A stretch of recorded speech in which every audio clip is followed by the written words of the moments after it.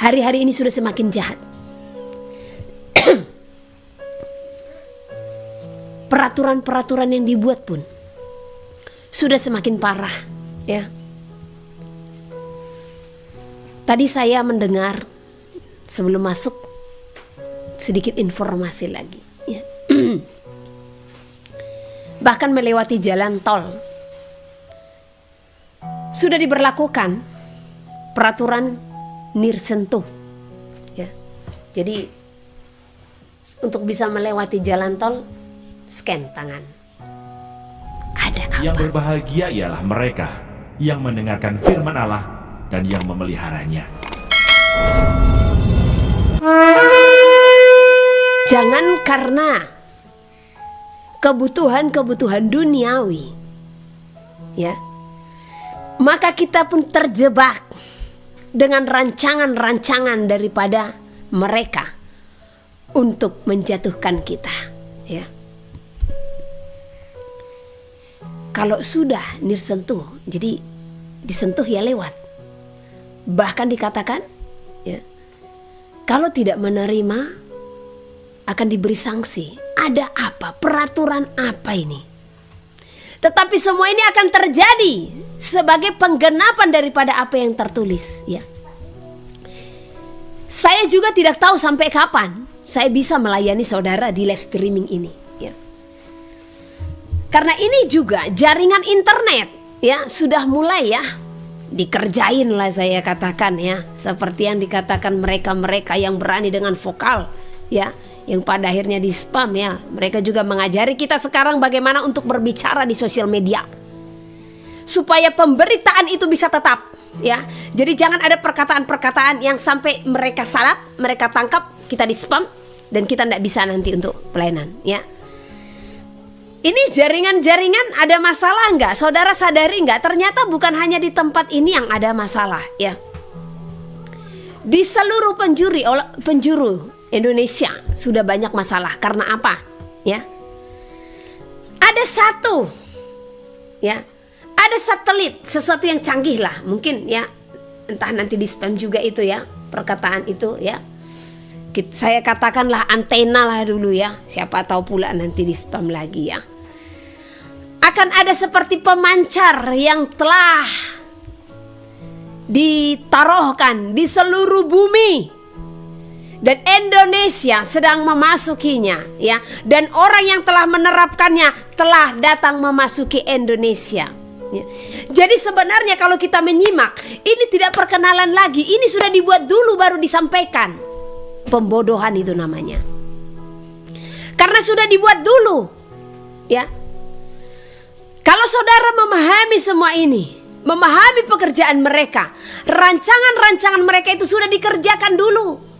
Ibarat dikatakan manusia AI atau manusia robot, ya, akan akan mereka sudah mereka buat itu, ya. Hanya sebelum sempurna, bahkan sudah selesai, ya, mereka sampaikan perlahan-lahan. Ya, sebenarnya sudah selesai mereka buat, ya. Jahat. Dunia ini sudah jahat, ya. Kemarin saya berdoa kepada Tuhan, Tuhan bagaimana ini si jaringan ini, Tuhan. Sementara saya masih harus melayanimu. Dan Elohim berfirman, ya, sampaikanlah terus kebenaran. Dan Tuhan membukakan yang baru ini yang sudah masuk ini ke Indonesia, ya. Hati-hati, ternyata itu tidak baik, ya. Karena itu sebuah pemancar yang bahkan bisa merusak tubuh manusia. Saya tidak tahu bagaimana caranya, tetapi bagaimana Tuhan berfirman kepada saya, ya, kalau yang dimasukkan ke dalam tubuh beberapa tahun silam, Tuhan katakan anakku itu tidak baik bagi bait suci, ya. Sekarang Elohim membuka, ya. Ternyata si pemancar itu saya katakan itu tidak baik, saudara, ya.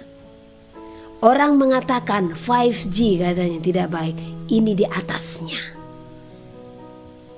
Kita tidak tahu apakah ini yang dikatakan 6G atau bagaimana, ya. Radiasinya ini, ya. Dan apa tujuan itu ditaruhkan itu, ya.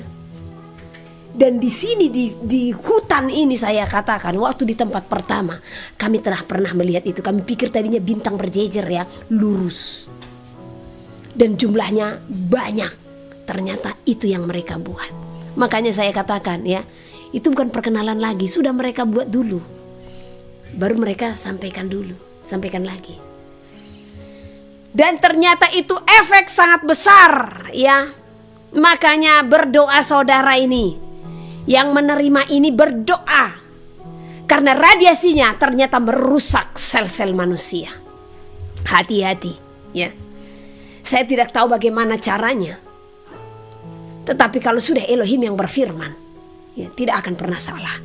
Ya, sebagaimana Elohim berfirman akan suntikan itu dulu. Ya, sekarang Tuhan pun sampaikan. Ya, ada rancangan jahat yang sedang mereka rancangkan dengan memasukkan itu. Ya, tetapi manusia akan terikat dengan itu. Karena, ya, apa-apa sekarang kan tergantung dengan sosial media. Mau jualan, pengembangan bisnis, apapun semua ya. Jadi mereka membuat manusia terikat dengan jaringan internet. Dan setelah manusia terikat dengan jaringan itu ya, mereka juga melakukan rancangan berikutnya. Jahat. Di waktu Tuhan berfirman, sekitar 2 hari lalu atau 3 hari lalu ya, saya dibukakan, wow, karena handphone saja ya, yang hanya 4G, radiasinya sudah merusak ya. Saya ingat ada seorang yang dia komplain, dan itu ke bagian nuklir dia komplain ya. Dikatakan, kenapa tidak diperiksa kalau sesungguhnya ya, gadget itu radiasinya sangat merusak. Kenapa dikeluarkan? Nah, dan itu videonya sempat viral ya. Itu masih 3G sama 4G loh. Ya. Nah, yang sekarang ini apa? Mungkin ini yang 6G. Ya, angka 6-nya kembali dipakai. 4G saja sudah merusak. Ya. Radiasinya sudah tidak pas. Saya saja sekarang pegang handphone nggak bisa. Ini saya mata pun terbengkalai ya. Pegang handphone sebentar terasa dia. Ya, saya sampai berpikir apakah memang, karena kan saya selalu buka WA ya. Karena pelayanan, live streaming. Jadi saya banyak telepon atau apa. Nah, karena satu sisi ini rasanya tidak sakit dan tidak gatal, ya. Berbagai pendapat sudah saya lakukan, kompres air hangat apa segala macam. Tapi saya lihat dia bereaksi di saat handphone dekat, ya. Jadi makanya mohon maaf kalau saya tidak bersegera untuk membalas chat-chat WA saudara, apalagi teleponan. Saya batasi sekarang, ya. Berhubung jaringan pun susah, ya. Karena kalau saya teleponan lewat dari 5 menit terasa, ya. Makanya kalau saudara teleponan tolonglah punya perasaan juga. Karena seringkali saudara kalau teleponan sampai 1 jam, saudara aja yang bicara. Karena saya tidak akan matikan itu, karena tidak sopan kan. Tapi saya tidak diberikan waktu, ya, untuk jeda. Ya. Kalau hanya meminta doa silahkan. Tapi kalau untuk cerita panjang lebar ya, sampai kemana-mana, sampai 1 jam, seringkali saya jadi pendengar jadinya ya. Makanya kadang saya melihat nomor, ya, berdosa juga jadinya sebenarnya. Saya lihat nomor, kalau ini nomor yang sering teleponan, satu contoh sampai panjang lebar, saya tidak akan angkat. Habis gimana di dalam, apalagi kondisi saya sekarang ya. Nah, saya lagi mengurangi intens ke handphone, ya. Makanya WA itu pun harus saya buka dari laptop jadinya. Karena radiasi handphone lebih keras daripada radiasi laptop, ya. Nah, jadi ini yang sudah disetujui untuk masuk ke Indonesia. Herannya baru disetujui, tapi alatnya sudah lengkap, sudah ada di Tokopedia. Ada apa ini? Ya, kan orangnya baru datang toh ke Bali, tapi semua alatnya sudah lengkap dan sudah ada dijual di Tokopedia. Cepat banget. Ya seharusnya kan perkenalan dulu toh ya. Ini nggak ada perkenalan lagi, langsung to the point. Ya gimana nggak to the point? Karena mereka sudah memasang semuanya, pemancar-pemancarnya. Ya, makanya di sini kita harus berhikmat sebagai anak-anak Tuhan. Ada apa sih sebenarnya dunia ini sekarang? Kita benar-benar dipermainkan ini karena mereka mau merancangkan total kontrol kepada siapa seluruh umat manusia. Tetapi ini kalau kita hubungkan dengan apa yang tertulis sesuai, ya, orang tidak akan bisa membeli dan menjual tanpa tanda itu. Ya. Tanda itu di mana? Kita tidak tahu seperti apa. Namun sejauh ini yang saya tahu di dahi dan di tangan itu yang kita terima dengan apa? Akal budi yang sehat dan tangan terbuka. Ya. Jadi kita harus perhatikan. Ya. Dan ini sedang dirancangkan untuk membuat chip. Ya. Dan mereka akan menyampaikan kalau sesuatu yang baik yang akan mereka terapkan melalui pemasangan-pemasangan itu, ya. Bayangkan kalau chip itu dipasangkan di otak, jangankan di otak, di tangan saja, ya. Jangankan di tangan. Saudara pernah lihat nggak di luar negeri binatang-binatang yang dipasang tanda chip, ya? Mereka itu keberadaannya pun diketahui. Jadi mau binatang piaraannya hilang, mereka pasti bisa menemukan, ya. Nah, apakah saudara mau dipasangin seperti itu? Ya. Apa hidup saudara mau dikontrol oleh manusia? Makanya jangan perkara-perkara BLT saja saudara sudah tunduk, ya. Masa iya sih nyawa saudara bisa dibeli hanya dengan rupiah? Tanpa saudara sadari semuanya itu membuat saudara terikat dalam sistem. Dan sebentar lagi sistem yang mereka terapkan apa? Tidak bisa membeli dan menjual tanpa tanda itu. Dan saudara pun ada keterikatan. Karena sulit lepas daripada itu. Ya. Terbukti. Ya. Sekarang, kemarin itu banyak ya yang terikat ya. Yang sampai menerima. Akhirnya efeknya muncul. Nah besok-besok gimana lagi? Ini rancangan apa lagi nih? Ya. Penyakit dimunculkan lagi. Apa ini? Ya. Jadi berhikmatlah dan bijaksanalah, lihat segala musim. Karena di saat engkau melihat segala musim, maka engkau akan memahami. Dan engkau akan tahu bila mana Tuhanmu akan datang. Bila mana Tuhan akan datang segera. Kita melihat segala apa yang sedang terjadi. Ya. Nah, jadi dengarkan semua apa yang kami sampaikan. Karena apa yang kami sampaikan kepada saudara adalah apa yang berasal daripada Roh Kudus. Karena kami tidak akan menyampaikan apa yang berasal dari pemikiran kami. Karena kami takut akan Tuhan. Ya. Kami takut akan Elohim. Karena tujuan hidup kami adalah apa? Kekekalan. Ya. Jadi selagi kita masih diberikan waktu untuk bersua, ya, bertemu di dalam peribadatan ini, selagi si jaringan ini masih bisa, ya, dengarkan berulang-ulang. Karena sebenarnya kalau saudara sadari ya, sudah semuanya aku beritahukan kepada saudara apa yang Elohim sampaikan, ya. Persatuan tubuh Hamasiah. Tuhan tidak mau yang satu dilakukan yang lain diabaikan. Jadi ingat ya, akan saya ulang kembali. Sebutkan namanya yang kudus. Dia adalah Yahweh sebagai yang berkuasa. Dia adalah Yahusua sebagai anak manusia. Yang kedua, ya, ingat dan kuduskanlah hari Sabat. Yang ketiga, jauhkanlah dirimu dari binatang haram. Yang keempat, ya, nyatakan panggilanmu di dalam penerimaan karunia-karunia roh yang berbeda-beda. Ya.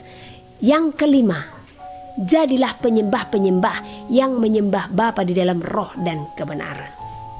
Ini harus komplit. Ya. Ini harus komplit di dalam apa? Di dalam persekutuan kita. Kalaupun di dalam gerejamu ada yang satu dilakukan yang lain jangan diabaikan. Kamu tetap kembali kepada firman. Karena yang 5 hal ini tertulis di dalam firman. Tetapi beberapa oknum-oknum atau denominasi gereja, ya, yang satu mereka lakukan, yang lain mereka abaikan. Jadi Tuhan tidak mau yang demikian. Jadi harus sempurna. Saya akan selalu mengingatkan saudara itu, ya. Nah, jangan langsung komplain, ya, jangan terlalu disusahkan. Kalau memang Tuhan sudah berfirman, ya sudah, ya, ndak usah, kan di ayat ini tertulis ini, di ayat nanti saya sambung lagi, ya. Perkara binatang haramnya kan kemarin ayatnya masih tanggung toh. Saya akan lanjut lagi, ya. Nah, berhubung karena kemarin jaringan-jaringan susah, tapi itu saya akan bahas bukan pas di hari di Sabtu malam seperti ini, ya. Hah? Sekarang jaringan mantap katanya. Nah, itu akan saya bahas nanti di hari biasa, ya. Apa yang disampaikan di dalam 1 Timotius pasal keempat, karena itu senjata juga toh, ya. Apa yang disampaikan di dalam 1 apa 2 Korintus, ya, pasal yang ke-10, ya. Apa yang dimaksud dalam Roma 14, di mana lagi, ya. Apa yang dimaksud di dalam Kolose, Galatia, semua nanti akan saya bahas, ya. Karena ayat-ayat itu yang diangkat untuk menghalalkan binatang haram. Susah kali sih, untuk taat saja kan binatang haram. Sehat saudara, gak usah ngambil-ngambil dalih lah, ya. Kalau memang Tuhan sudah berfirman, ya, sudah lakukan, ya. Kalau Ibu Heni yang berkhotbah ujung-ujungnya tetap ke situ, ya memang tetap ke situ, ya. Oke. Jadi kenapa saya memberitahukan semuanya itu tadi tentang si pemancar-pemancar ini, tentang rancangan-rancangan mereka.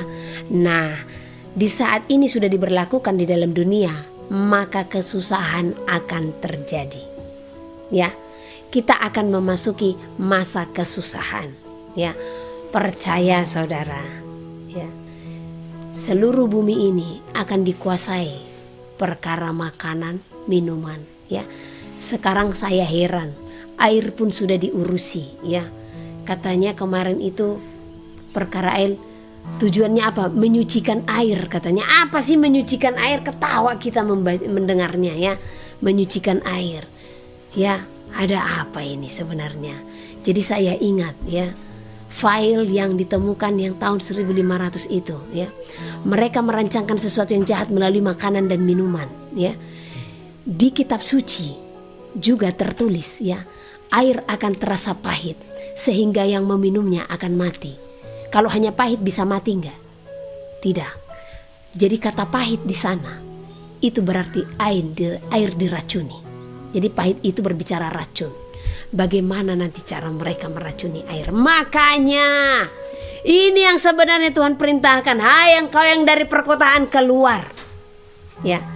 Karena otomatis mereka merancangkan kejahatan ini melalui air yang bagaimana, ya, air yang dibeli.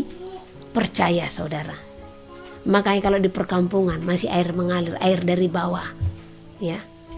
Jadi kalau itu sudah dari depot air minum, dari pump segala macam mereka bisa kerjain, ya. Apa sih menyucikan air? Perkataannya juga menyucikan air. Kalau menyucikan hati, iya, ini menyucikan air, ya. Sesuatu yang salah ini saya katakan. Ini mereka sudah merancangkan segala yang jahat atas seluruh umat manusia, tetapi banyak umat manusia yang tidak mengetahui rancangan-rancangan ini. Bahkan masih berpangku tangan, ya, masih berlomba-lomba, ya, untuk meraih kesuksesan di dalam dunia tanpa manusia sadari. Ini kita sudah di ujung tanduk, ya. Ini kita sudah berada di masa penghujung. Jadi harus berhikmat, berhati-hati. Kenapa di masa susah itu dikatakan engkau yang dari Judea, ya, larilah, pergilah ke gunung-gunung, ya. Itu perintah, berarti ada janji di dalamnya. Ada janji di dalamnya.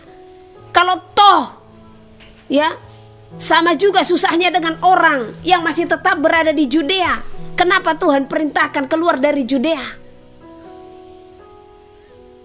Tuhan tahu kemampuan kita. Tuhan tahu kejahatan-kejahatan ini kelak di mana yang terlebih besar mereka rancangkan, ya, perkotaan. Karena yang namanya di kota apa-apa dibeli. Beras pun beras apa? Beras-beras yang sudah di-pack, ya. Makanya saya tidak heran yang kena beras-beras bodong kemarin itu, yang beras palsu di mana? Di kota, di pedesaan ada enggak? Karena di pedesaan itu mereka masih memakan besar beras hasil panen sendiri, ya. Sehingga di kota banyak kan orang-orang yang kena dengan beras palsu kemarin itu, yang diginiin bisa jadi kayak bola pingpong jadinya. Ya. Nah, air minum juga saudara beli. Ini nanti mereka akan kerjakan juga. Walau dikatakan menyucikan air, nyucikan apa? Ya, penipuan namanya itu. Ya. Tetapi engkau anak-anak terang, engkau tidak akan tertipu, engkau tidak akan tertinggal. Makanya jangan bisnis-bisnis saja yang kau pikirkan di akhir zaman ini. Cukupkanlah dirimu dengan apa yang ada. Tuhan sudah perintahkan, buat persiapanmu, mempersiapkan dirimu di saat tidak bisa membeli dan menjual. Ya, persiapkan untuk kelanjutan hidupmu. Bukan kita takut, bukan kita khawatir, tapi berhikmat. Ya. Kemarin ada yang nelpon sama saya, Bu, kenapa sih harus ke pedesaan gitu? Ya supaya bisa bercocok tanam, saya bilang. Ya kan, apakah nggak cukup, Bu? Kita hanya tanam, ini baru kemarin loh teleponannya. Nah, apa nggak cukup, Bu? Ya, kita tanam-tanam di depan rumah, kita bikin pot-pot seperti itu ya. Karena kan kalau memang itu terjadi, ya Tuhan akan menyatakan kuasanya.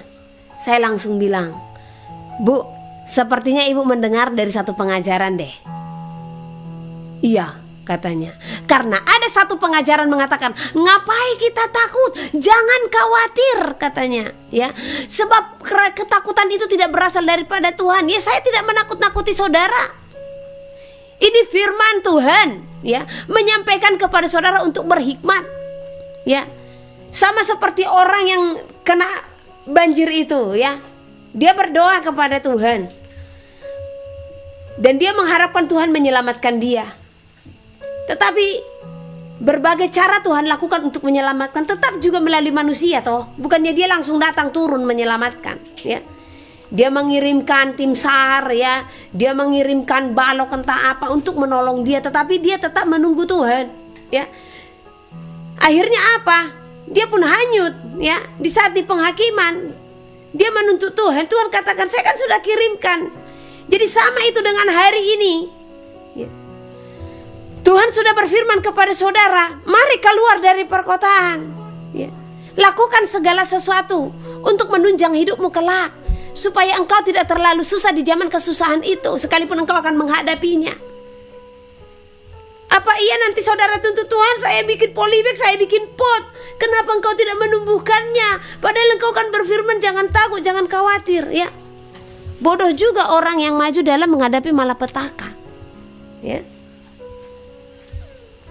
Nah, makanya berhikmat dari sekarang. Jadi pesan-pesan seperti ini sebenarnya memberikan hikmat kepada saudara, supaya saudara itu peka. Karena ada satu pengajaran ya. Satu pengajaran menyampaikan kita tidak perlu takut, kita tidak perlu khawatir. Kita akan laskar-laskar Hamasyah katanya gitu ya.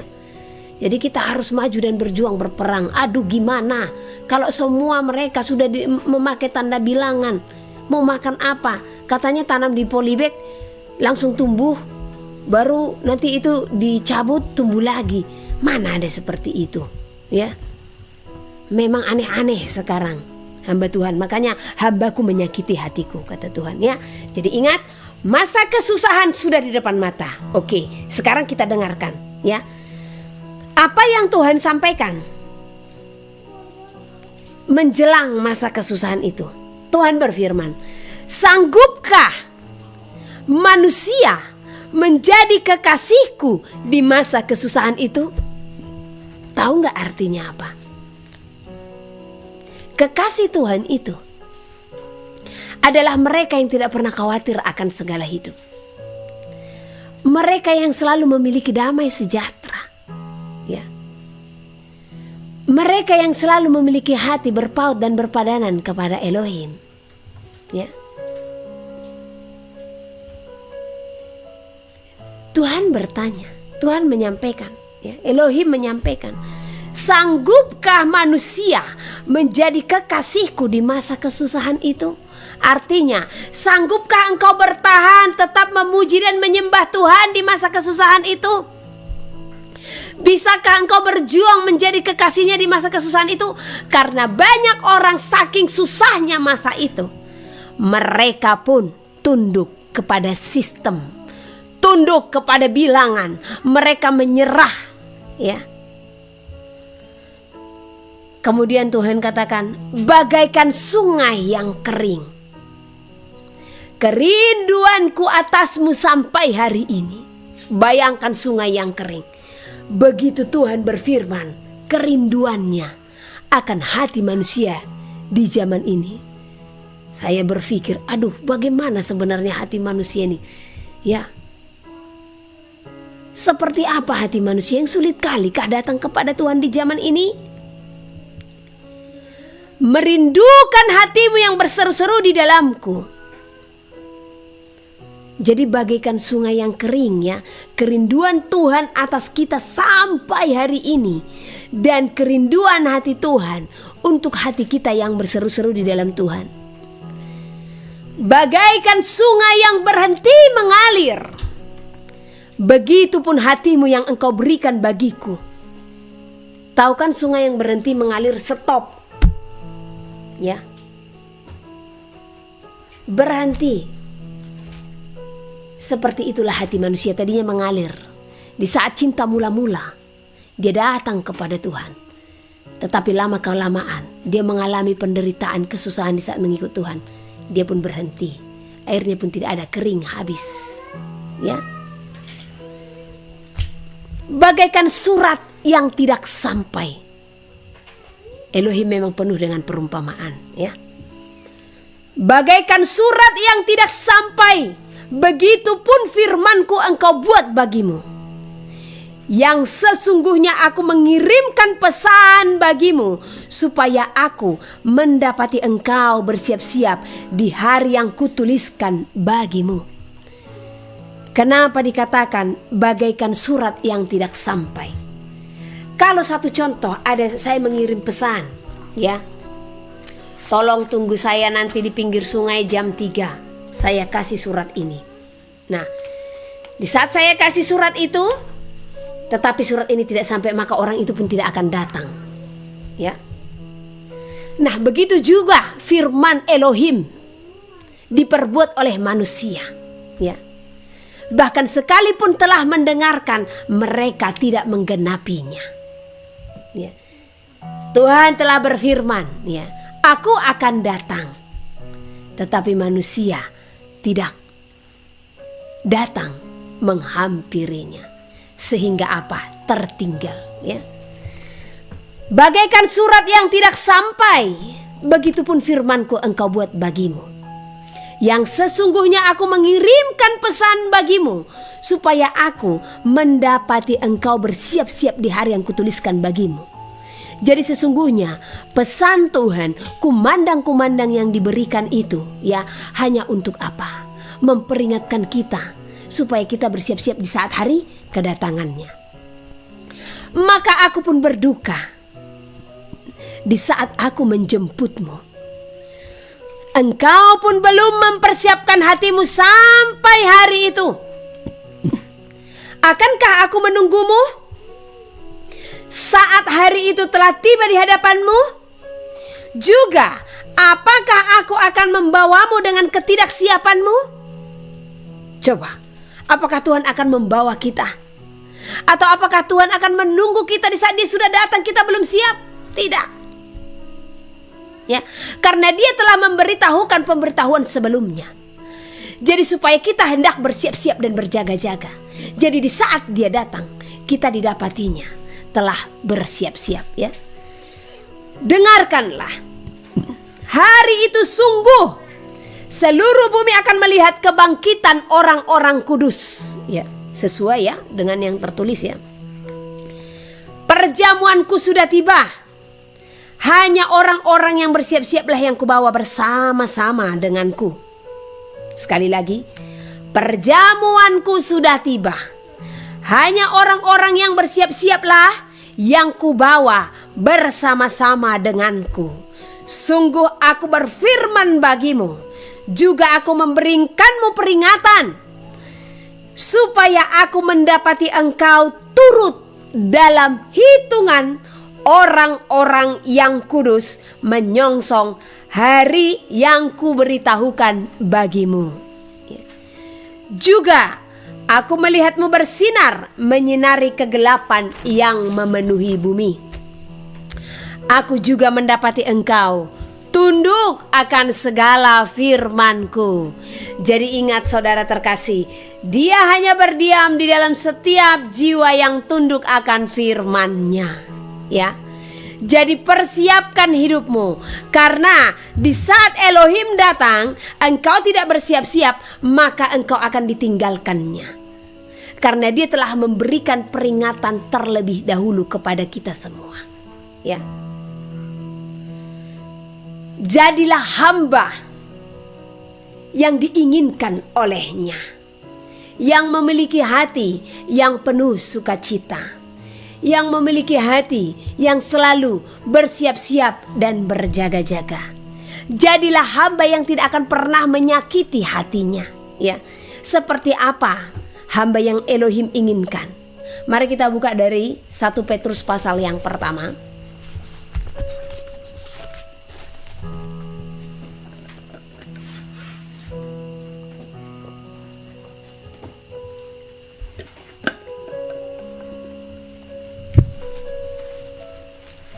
Satu Petrus pasal yang pertama, 1 Petrus pasal yang kedua. Ayat 22 sampai 25. Ya. Jadi perikopnya itu memperingati kita, memperingatkan kita supaya kita tidak menjadi hamba yang menyakiti hati Elohim, ya. Ayat 22. 1 Petrus pasal yang kedua ayat 22. Ia tidak berbuat dosa. Siapa ia di sini? Ya, ia di sini adalah anak manusia. Suruh. Ia tidak berbuat dosa. Ya. Dan tipu tidak ada dalam mulutnya. Jadi hamba yang Tuhan mau tidak berbuat dosa dan tipu tidak ada di dalam mulutnya, ya. Apa banyak hamba yang memiliki tipu dalam mulutnya? Banyak sekali, ya. Banyak sekali hamba-hamba yang dikatakan sebagai hamba Elohim, namun masih banyak tipu dalam mulutnya, ya.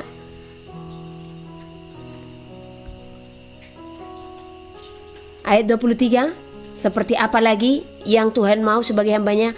Ketika ia dicaci maki, ia tidak membalas dengan caci maki. Ketika ia menderita, ia tidak mengancam, tetapi ia menyerahkannya kepada Dia yang menghakimi dengan adil.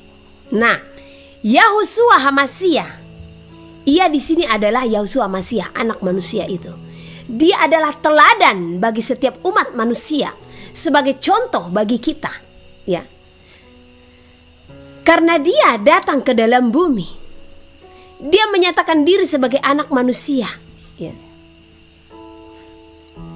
Dia taat akan seluruh firman Tuhan. Dia merendahkan hati, ya. Dan Dia tidak berbuat dosa, tidak ada tipu dalam mulutnya. Ketika ia dicaci maki, ia tidak membalas dengan caci maki. Inilah kasih yang Tuhan ajarkan bagi kita, ya. Bahkan berdoa kepada orang yang membenci kita, berdoa kepada orang yang menganiaya kita, ya. Ingat waktu Dia disalibkan, apa yang Dia katakan di kayu salib, ya. Ampunilah mereka, sebab mereka tidak tahu apa yang mereka perbuat, ya. Ia tidak membalas dengan mencaci maki. Ketika ia menderita, ia tidak mengancam. Apa Tuhan tidak berkuasa? Apa dunia ini tidak bisa sekejap di dalam genggaman tangannya? Bisa. Tetapi waktu ia menderita, mulai daripada Dia dibawa oleh prajurit-prajurit Roma, ya, sampai ke penyaliban, Dia menderita. Tetapi apakah Dia mengancam? Awas ya, aku Tuhan, nanti kalian bisa kuremukkan. Tidak, ya. Dia tidak mengancam di saat ia menderita, tetapi ia menyerahkannya kepada Dia. Apa yang diserahkan kepada Tuhan, ya. Segala penderitaannya, ya. Bahkan orang-orang menganiaya dia, ya. Elohim serahkan kepada anak manusia, serahkan kepada Elohim, ya. Tetapi ia menyerahkan kepada Dia yang menghakimi dengan adil. Ia sendiri telah memikul dosa kita di dalam tubuhnya di kayu salib, supaya kita yang telah mati terhadap dosa hidup untuk kebenaran. Oleh bilur-bilurnya kamu telah sembuh. Ini berbicara pengorbanan. Hamba yang Tuhan mau, yang Elohim mau adalah hamba yang benar-benar rela berkorban. Dia siap berkorban untuk orang-orang yang dilayani, untuk saudara-saudara yang dikasihi, ya. Coba selidiki hatimu. Apakah engkau telah memiliki hati yang rela berkorban bagi sesamamu manusia? Ada 5 pribadi. Ada 5 hal. Ya, bukan 5 pribadi, ya. Maaf. Ada 5 hal dalam pribadi Yahusua HaMasiah yang harus kita teladani, ya. Yang pertama apa? Ayo semua anak-anak, yang pertama apa? Kasih. Yang kedua? Pengampunan. Yang ketiga? Pengorbanan. Yang keempat? Taat. Yang kelima? Melayani. Kelima hal ini harus kita kerjakan dalam hidup kita, sebab Elohim, sebab Yahusua telah terlebih dahulu mengerjakannya bagi kita, melakukannya sebagai teladan bagi kita, ya. Dia datang, dia menjadikan segambar dan serupa dengan kita, ya. Dia datang sebagai anak manusia, ya. Bayi dulu dia, nggak langsung raja, ya. Bahkan selama di bumi dia tidak pernah menunjukkan dia sebagai seorang raja dan dia sebagai seorang Tuhan, ya. Jadi siapa kita sebenarnya yang tidak melakukan kelima hal ini, ya. Ayat ke-25, sebab dahulu kamu sesat seperti domba, tetapi sekarang kamu telah kembali kepada gembala dan pemelihara jiwamu. Jadi di saat kita telah kembali kepada gembala pemelihara jiwa kita, maka hiduplah berpadanan dan berpaut dengan Elohim, ya. Hiduplah seturut dengan firman-Nya. Gambaran-gambaran yang Yahusua HaMasiah telah nyatakan bagi kita sebagai teladan haruslah kita kerjakan, ya. Kita kembali buka dari Efesus pasal yang keempat.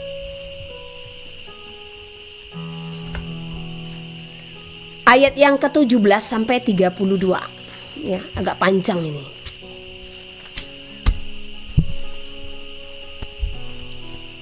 Jadi sebagai hamba yang dikasihinya, yang tidak melukai hatinya, maka kita harus menjadi manusia baru. Seperti apa manusia baru ini, ya? Sebab itu kukatakan dan kutegaskan ini kepadamu di dalam Tuhan, jangan hidup lagi sama seperti orang yang tidak mengenal Elohim dengan pikirannya yang sia-sia dan pengertiannya yang gelap. Jauh dari hidup persekutuan dengan Elohim karena kebodohan yang ada di dalam mereka, karena kedegilan hati mereka, ya. Coba lihat dan berbicara kepada orang-orang yang jauh dari Elohim, ya. Kebanyakan mereka itu degil, bebal, keras hati, tegar tengkuk, ya. Namun terlebih disayangkan apabila seorang yang katanya mengenal Elohim tetapi masih hidup sama seperti orang yang tidak mengenal Elohim, ya. Itu yang lebih disayangkan, ya. Perasaan mereka telah tumpul sehingga mereka menyerahkan diri kepada hawa nafsu dan mengerjakan dengan serakah segala macam kecemaran, ya. Mengerjakan dengan serakah artinya apa? Mereka leluasa untuk berbuat dosa, sesuka mereka hidup, sesuka mereka untuk berbicara. Mereka tidak ada pengucapan syukur kepada Tuhan. Mereka tidak menyadari kalau hidup mereka itu oleh karena anugerah Elohim. Mereka tidak menyadari jikalau nafas kehidupan mereka itu diberikan oleh Elohim. Tapi mereka sombong, ya. Mereka berpesta pora, mabuk-mabuk, segala macam dikerjakan, ya. Dan mereka semakin serakah, ya, dengan segala kecemaran. Tetapi kamu bukan demikian. Kamu telah belajar mengenal Hamasiah. Karena kamu telah mendengar tentang dia dan menerima pengajaran di dalam dia menurut kebenaran yang nyata di dalam Yahusua, yaitu bahwa kamu berhubung dengan kehidupan yang kamu yang dahulu harus menanggalkan manusia lama yang menemui kebinasaannya oleh nafsunya yang menyesatkan. Jadi di saat kita telah memiliki pengenalan akan Hamasiah dan kita telah memperoleh pengajaran di dalam dia, ya, menurut kebenaran yang nyata dalam Yahusua, maka kita tidak bisa hidup lagi, ya, seperti manusia lama yang penuh dengan hawa nafsu yang menyesatkan, ya, yang penuh dengan segala kecemaran-kecemaran, yang penuh dengan segala dosa, ya. Supaya kamu dibaharui di dalam roh dan pikiranmu. Jadi kalau sudah mendapat pengajaran akan kebenaran, jadi sudah harus dibaharui di dalam roh dan pikiran. Jadi kalau belum dibaharui di dalam roh dan pikiran, berarti belum manusia baru. Ya, belum. Hanya status kerohanian di dalam dunia aja dia manusia baru, namun di dalam Tuhan dia belum manusia baru. Ya. Jadi jangan menerima status di dalam bumi. Tetapi biarlah engkau hidup oleh penilaian Elohim. Biarlah Elohim menilai engkau. Engkau telah disucikan dari pikiran-pikiran yang bukan berasal daripada Tuhan. Engkau telah disucikan dari perbuatan-perbuatan yang tidak berasal daripada Tuhan, ya. Janganlah engkau sama dan serupa dengan dunia ini. Itulah tandanya manusia baru, ya. Kalau manusia marah engkau masih marah, manusia lamamu engkau masih marah, dan sekarang setelah dalam kebenaran engkau marah, berarti belum manusia baru namanya. Belum lepas, ya. Di saat di dalam manusia lamamu kekesalan itu ada pada dirimu, ya. Tetapi masih ada keluar kekesalan itu dari dirimu, belum manusia baru namanya, ya.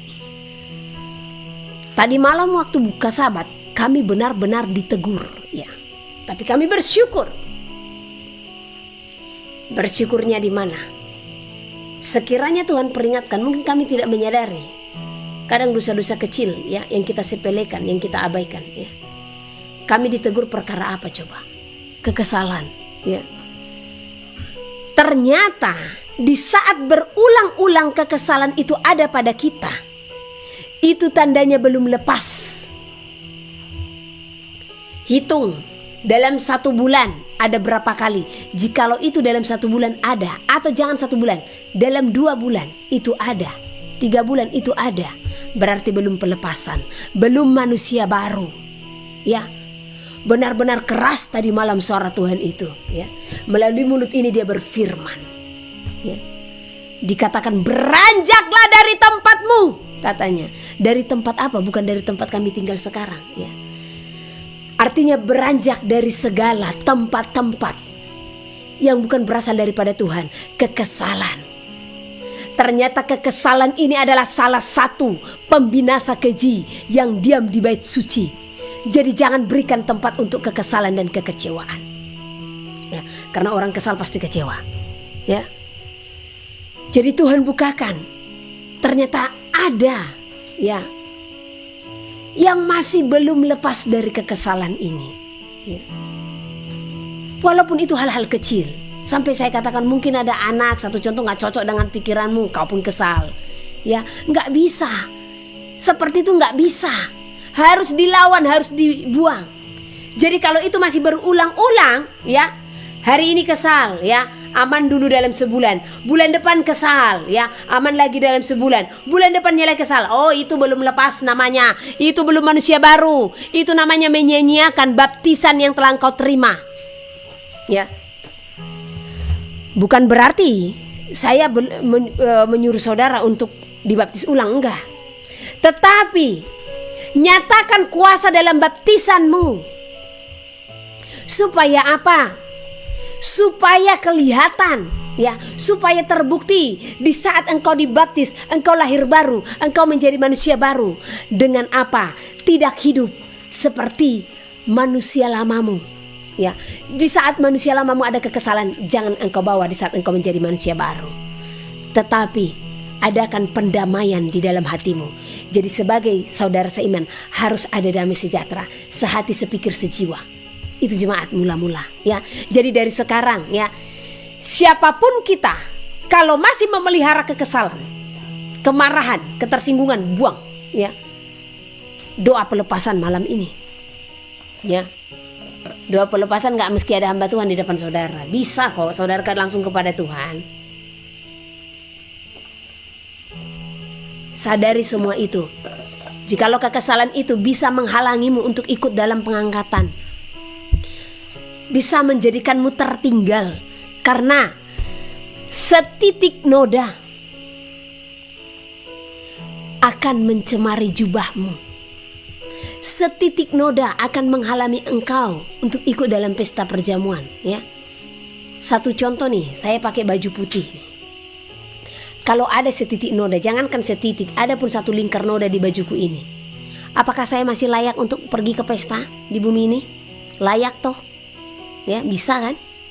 Tapi di dalam Tuhan, jangankan yang satu lingkaran seperti ini, satu titik pun Tuhan lihat.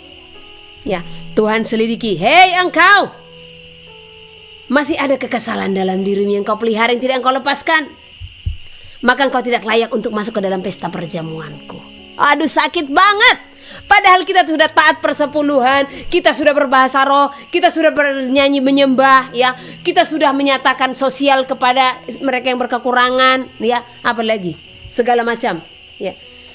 Tetapi kita terhalang hanya karena kekesalan, ya. Itu sama dengan apa? Orang-orang yang diberikan undang, akhirnya siapa yang datang ke pesta perjamuan? Orang-orang yang di pinggir jalan toh, ya.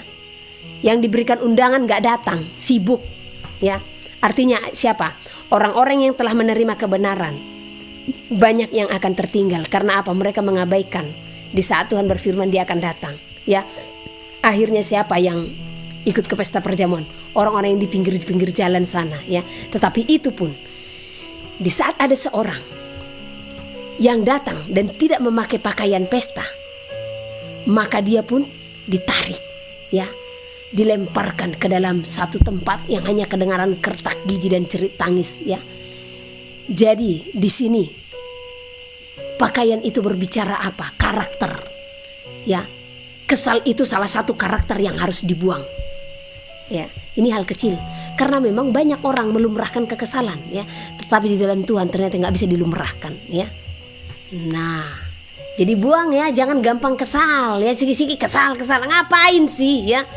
Ada diperingatin langsung kesal, ya. Jangan, ya. Tuhan tidak berkenan dengan yang seperti ini, ya. Nah, dan lagi pula kalau itu kita tidak pelihara, tenang jiwa kita, ya. Kan ketenangan jiwa ini yang kita perlukan. Di saat jiwa kita sudah tenang, roh kita pun akan beria-ria untuk memuji dan menyembah Tuhan, ya. Jadi bagi yang masih punya rasa kekesalan, jangan bangga dengan kekesalan itu. Ingat, itu adalah salah satu pembinasa keji yang berdiam di bait suci, ya, yang harus dibuang. Pembinasa keji itu apa? Sesuatu yang merongrong kita, ya. Oke, kita lanjut. Ayat berapa tadi? Sekarang kita ayat ke 25. 24. 23 lah, ya.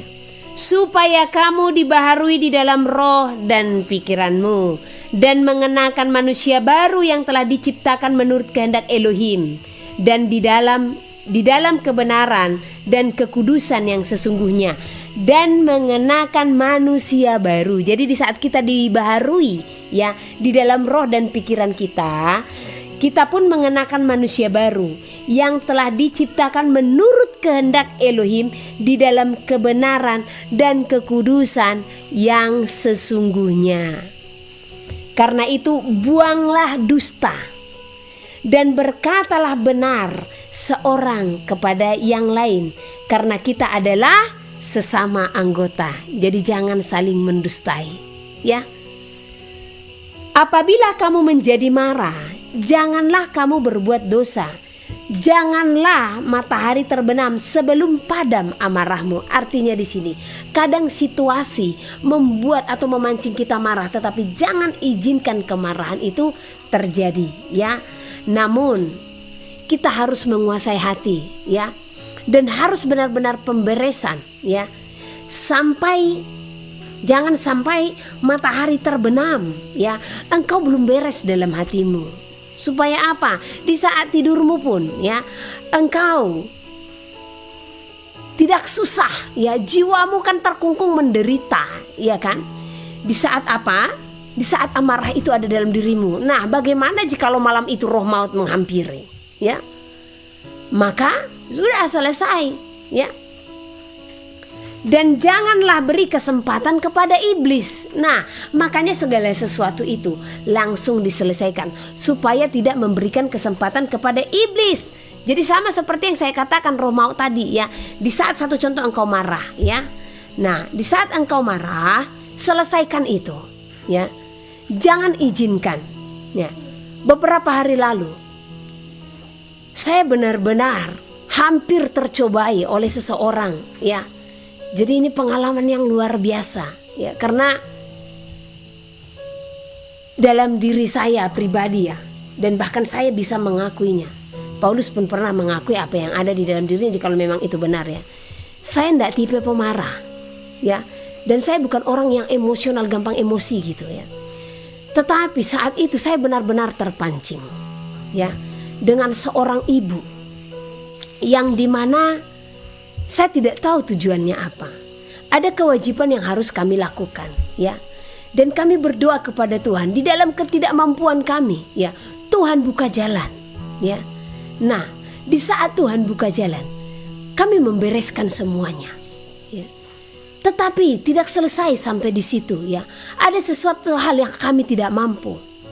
Jadi ibu ini pun memaksa dengan perkataan apa? Sekian puluh juta Tuhan sudah tolong kalian. Masa sih segini Tuhan tidak tolong, ya? Itu perkara peralatannya yang harus kami tebus, ya. Hanya karena tidak jadi di tempat ini. Dan sebenarnya tidak jadi di tempat ini bukan karena kami, ya. Karena sesuatu hal yang Tuhan bukakan. Dan saat itu saya katakan kepada Tuhan, secara manusia Tuhan, ya, Engkau mengajarkan hamba memiliki kasih. Tetapi jikalau Engkau melihat, ya, sesuatu yang sulit dalam dirinya, yang belum dilepaskannya, maka biarlah dari mulutnya sendiri mengatakannya, ya. Dan ternyata benar, ya. Tetapi saya tidak tahu, ya. Saat itu kami punya, karena ada lahan yang sudah dibeli sama ibu ini. Jadi karena sudah tidak jadi sini, kami harus membayar lahan itu, ya. Saya sudah sampaikan kalau lahan itu akan kami bayar. Dan sebelumnya pun, ya, dia mendahulukan segala sesuatu ke tempat ini. Dan saya katakan, saya akan membayar. Tetapi mohon ibu mengerti, kami hidup dengan mujizat. Jadi mohon berikan kami ruang. Di saat Tuhan memberikan berkat itu, saya akan dahulukan. Saya akan dahulukan itu, ya. Dan saat itu diiyakan. Namun dikasih batas waktu. Tapi di saat dikasih batas waktu, saya hanya perkencang untuk berdoa. Dan Tuhan pun bukakan, ya. Tetapi tidak selesai sampai di situ. Tetapi apa yang saya lihat, ya, belas kasih ada pada diri, belas kasih yang dari hatiku ada. Karena saya melihat dia dipenuhi dengan emosi yang sangat tinggi, ya. Nah, jadi mulai kelihatan apa yang Tuhan bongkar tentang beliau. Dan pada akhirnya, ya, saya hampir terpancing dengan perkataan-perkataannya segala macam, ya. Waduh, di saat saya hampir terpancing, ini masih terpancing loh ya. Jadi hati-hati dengan saudara yang sudah terpancing ya. Di saat saya hampir terpancing ya, sedikit geram ya, kok ibu ini tega banget ya. Saya seperti kejam banget ibu ini ya. Apalagi di saat dia katakan ya, itu seperti mencobai Tuhan loh tanpa dia sadari ya. Tuhan kan sudah tolong sejauh ini, masa Tuhan tidak tolong segini lagi, katanya gitu ya. Sementara kami sudah berdoa, apakah yang itu akan kami bayar? Tidak. Ya. Nah, jadi saya lari. Ya.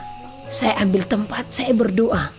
Karena saya rasakan di saat saya hampir terpancing untuk emosi, roh Tuhan itu undur. Ya.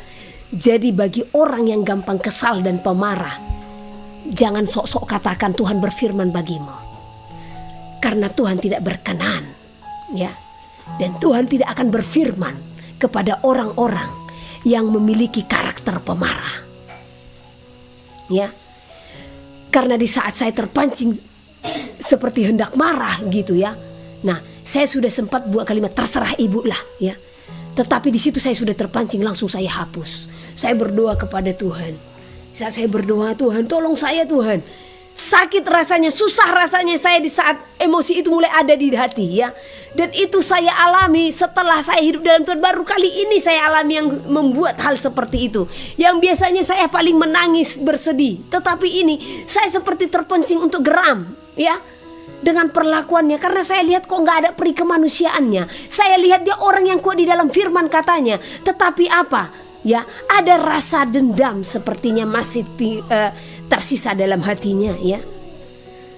Nah, akhirnya saat saya berdoa, Tuhan tolong saya, Tuhan tolong saya Tuhan ya. Saya tidak mau ini terjadi. Saya tidak mau rohmu undur daripadaku. Itulah impartasi roh ya.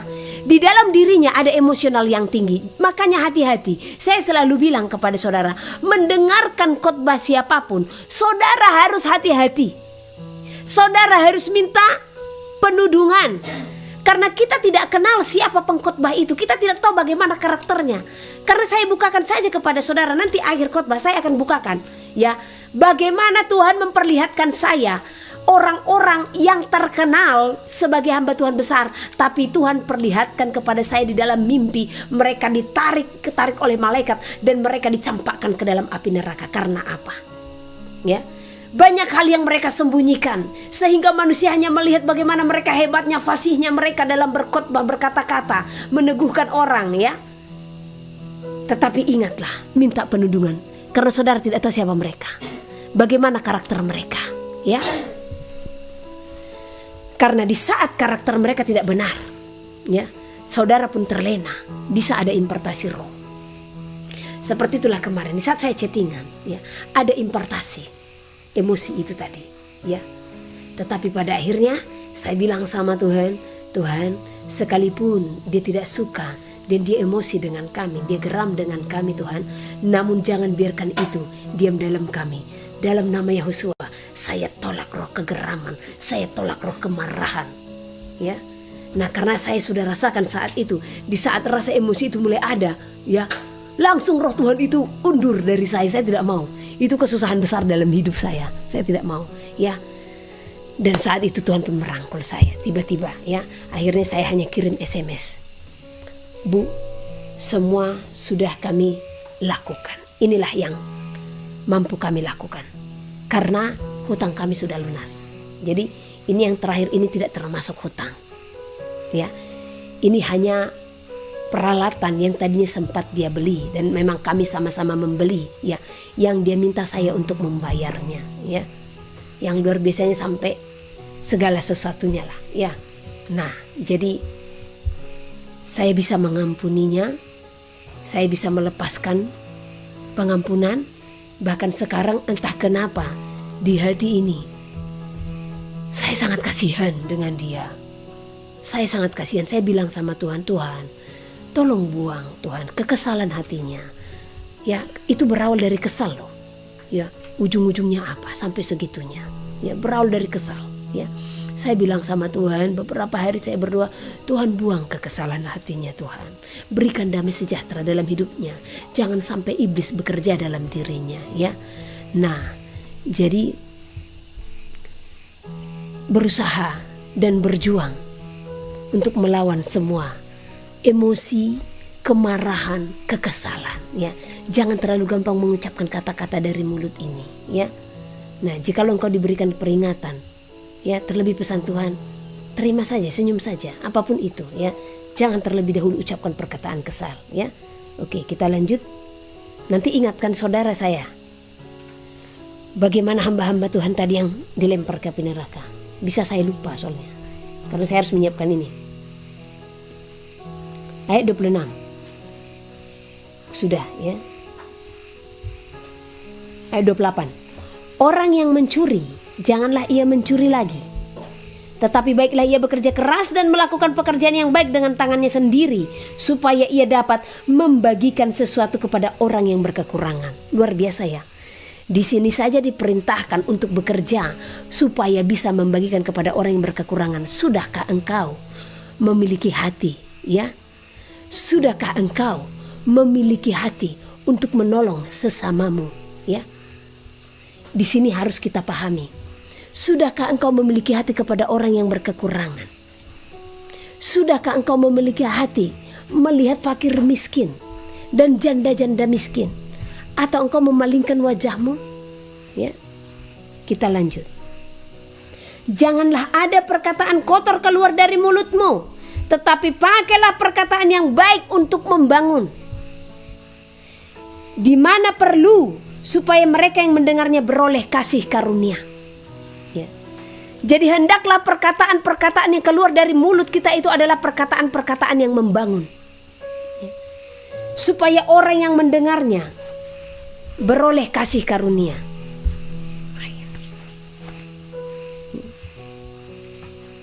Dan janganlah kamu mendukakan Roh Kudus yang telah memateraikan kamu menjelang hari penyelamatan.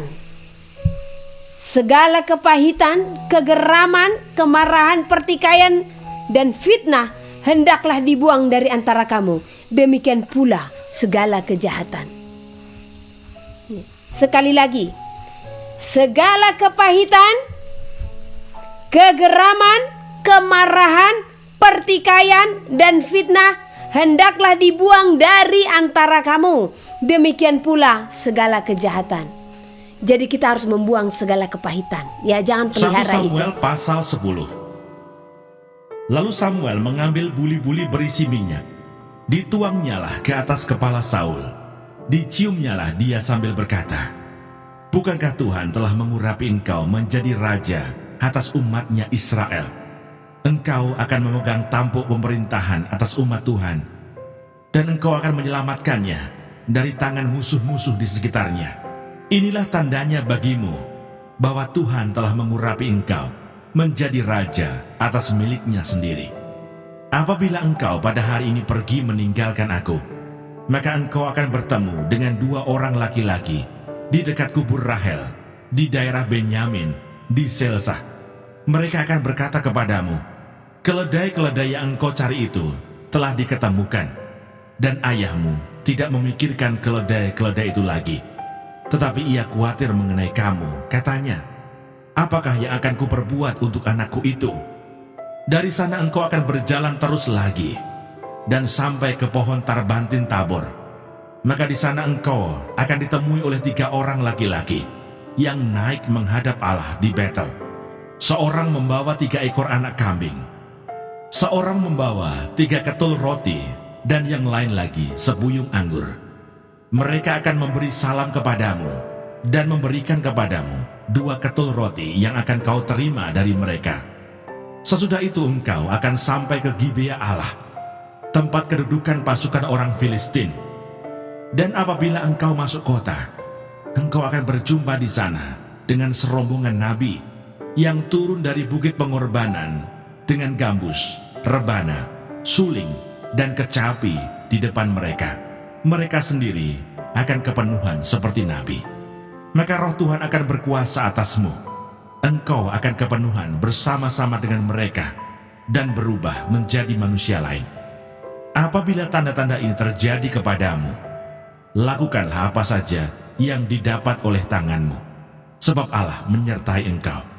engkau harus pergi ke Gilgal mendahului aku, dan camkanlah, aku akan datang kepadamu untuk mempersembahkan korban bakaran dan korban keselamatan.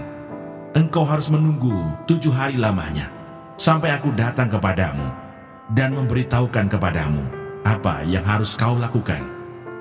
Sedang ia berpaling untuk pergi meninggalkan Samuel, maka Allah mengubah hatinya menjadi lain. Dan segala tanda-tanda yang tersebut itu terjadi pada hari itu juga. Ketika mereka sampai di Gibea dari sana, maka bertemulah ia dengan serombongan nabi. Roh Allah berkuasa atasnya, dan Saul turut kepenuhan seperti nabi di tengah-tengah mereka. Dan semua orang yang mengenalnya dari dahulu melihat dengan heran bahwa ia bernubuat bersama-sama dengan nabi-nabi itu. Lalu berkatalah orang banyak yang satu kepada yang lain, apakah gerangan yang terjadi dengan anak Kis itu? Apa Saul juga termasuk golongan nabi? Lalu seorang dari tempat itu menjawab, siapakah bapa mereka? Itulah sebabnya menjadi peribahasa, apa Saul juga termasuk golongan nabi? Setelah habis ia kepenuhan seperti nabi, pulanglah ia. Dan paman Saul berkata kepadanya dan bujangnya, dari mana kamu? Jawabnya, mencari keledai-keledai itu. Tetapi ketika tidak terlihat, maka kami pergi kepada Samuel. Kemudian paman Saul itu berkata, coba ceritakan kepadaku, apa yang dikatakan Samuel kepada kamu? Kata Saul kepada pamannya itu, terus saja diberitahukannya kepada kami, bahwa keledai-keledai itu telah diketemukan. Tetapi perihal menjadi raja yang telah dikatakan Samuel kepadanya, tidak diceritakan kepadanya. Saul menjadi raja dengan undian.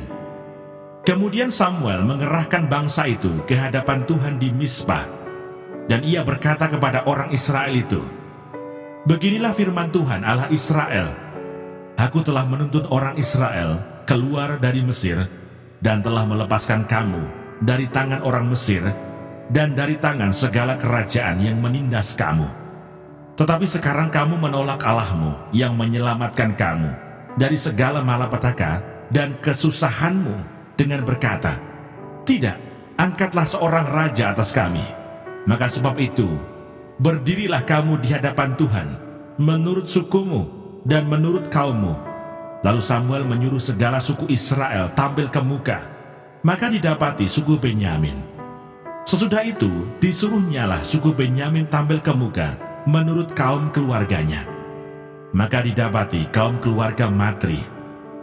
Akhirnya disuruhnyalah kaum keluarga Matri tampil ke muka seorang demi seorang.